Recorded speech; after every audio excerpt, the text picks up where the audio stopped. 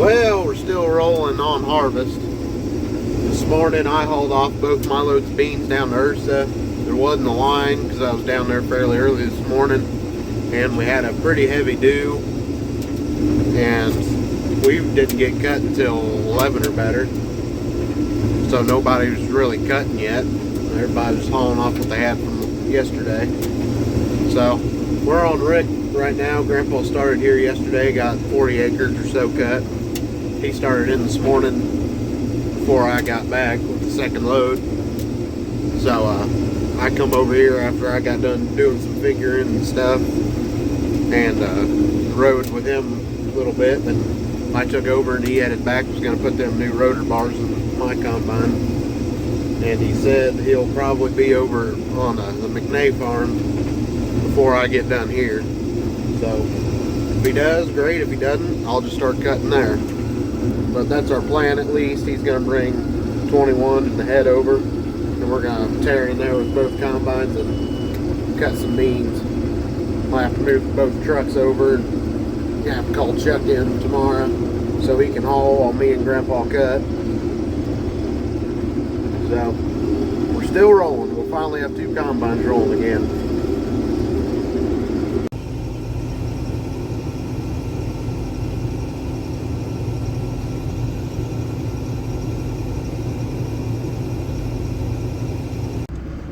Well, we're done on Rick for now. The rest of the beans he's got here, they ain't quite there yet, so I got the 2388 moved on the other side of the brush line here on Mugie's, or McNay farm. I'm bringing the head over now. Rick come and got me and took me to the Duramax, so I'm going to drop the head off, then head home. Grandpa's got the 2188 ready, and we're going to move it over. We're going to tear in there with both combines and get some beans cut, because with two combines we'll get that knocked out in one day. I'd like to go ahead and shell the corn while we're right here on the McNay farm. I don't know if we'll get to that or not. Just depends on what the moisture is and what Grandpa wants to do. But we got to do Wyatt Logston's yet too. I don't know how much of his is ready. It should be pretty close, so we may go ahead and tear in on some of his beans if they're good to go. Either that or we'll divide and conquer, and one of us cuts beans and one of us shells corn. I don't know what his plan is.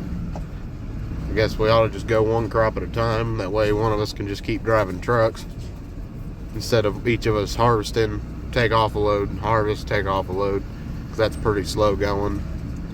But we'll see what Grandpa wants to do. But that's our plan anyways, tear in on these beans right here. They ought to be some pretty good beans. These right here are 4150 E3 Becks, because that's what I had left in the planter from when I planted my beans at home. And the rest of them are Pioneers. I can't remember what number Pioneer they are. I think they're 3/8. But that's our plan anyway. So we got to get 2188 moved over, and then it's hammered down.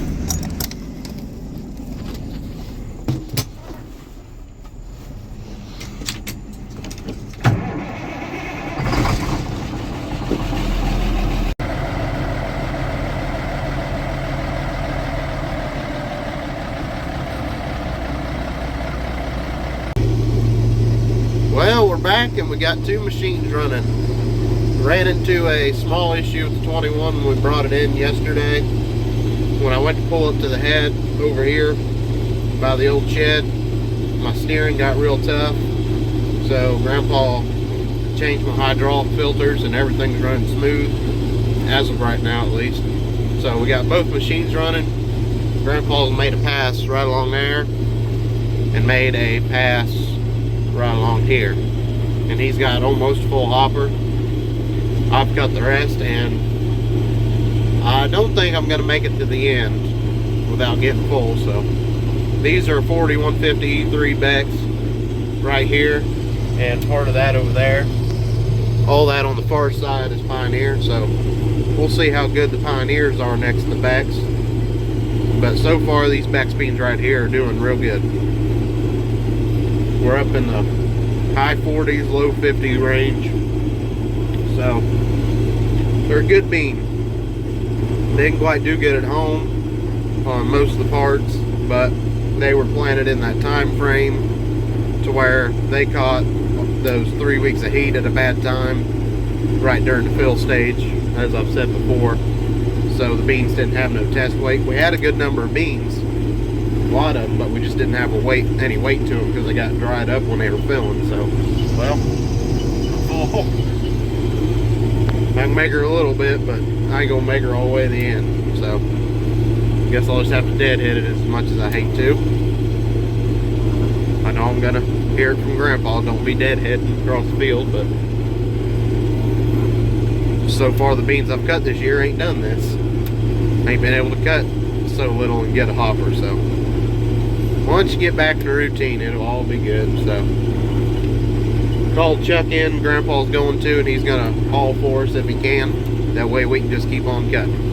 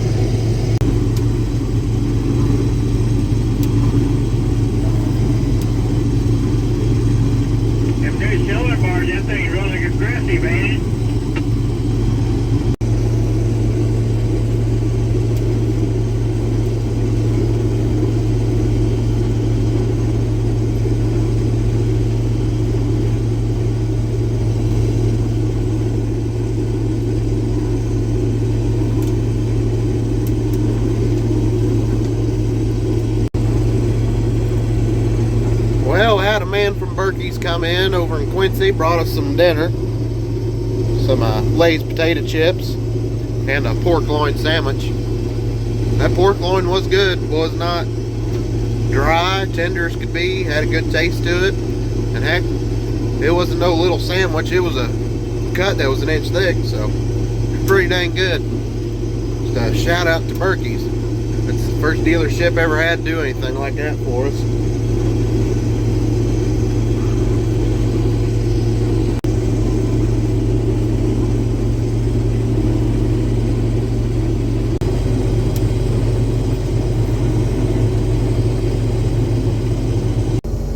This is make truck number 3. What I got on ought to fill this. If not, Grandpa's got enough, he can top it off, no problem. Got her on the short rows now. I gotta go down there and trim them up if Grandpa don't. Then be good to go. I say we'll have this done before dark. If we don't, we ain't doing something right.